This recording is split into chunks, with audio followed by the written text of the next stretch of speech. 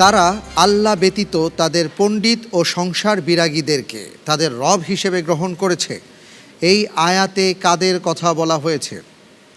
ক ইহুদি, খ খ্রিস্টান, গ ইহুদি খ্রিস্টান, ঘ সাবিঈ ও মুশরিক।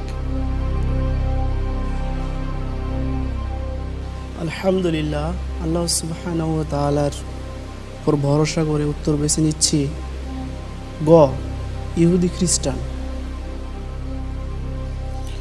ইহুদি খ্রিস্টান জি লক করে দেব? জি ঠিক তো? জি সর্বশেষ প্রশ্নের উত্তর জি ইনশাআল্লাহ তাআলা লক করে দেয়া হোক গ ইহুদি খ্রিস্টান।